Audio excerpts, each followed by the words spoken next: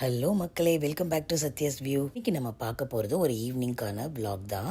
இப்போ இருக்கிற ஜென்ரேஷன் குழந்தைங்களுக்குலாம் பார்த்தீங்க அப்படின்னா, அவங்களுக்கு பிடிச்ச விஷயத்த செய்கிறதுக்கு அவங்களுக்கு நிறையவே ஆப்பர்ச்சுனிட்டிஸ் வந்து இருக்குது. நம்ம ஜென்ரேஷனில் நம்மளை படி படி படி அப்படி மட்டும் தான் சொல்லிகிட்டே இருந்தாங்க. எக்ஸ்ட்ரா ஆக்டிவிட்டீஸ்க்கெலாம் வந்து டைமே கொடுக்க மாட்டேன்ட்டாங்க. இன்னொன்று, நமக்கு வந்து ரோட்டில் இறங்கி குழந்தைங்களோட விளையாடுறதுக்கு நமக்கு நிறைய ஆப்பர்ச்சுனிட்டி இருந்தது. ஆனால் இப்போ இருக்க ஜென்ரேஷன் பசங்க எப்போ பார்த்தாலும் டிவி, கேஜெட்ஸ் அப்படின்னே தான் இருக்காங்க.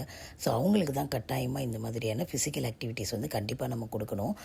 அது எந்த ஆக்டிவிட்டியாக இருந்தாலும் பரவாயில்ல, டான்ஸு, பாட்டு, மியூசிக்கு, ஸ்விம்மிங்குன்னு ஏன் நம்மளோட வீட்டு வேலைகளை கூட அவங்கள நம்ம செய்ய வைக்கலாம்.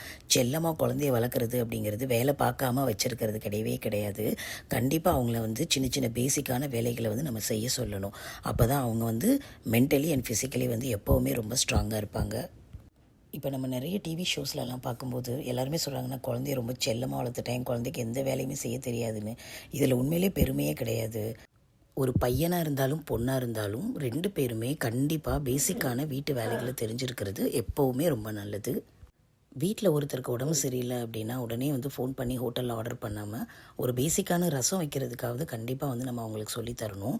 பேசிக்கான சமையல் அப்படிங்கிறது அனாவசியமானது கிடையாது, நமக்கு ரொம்ப அத்தியாவசியமான ஒன்று.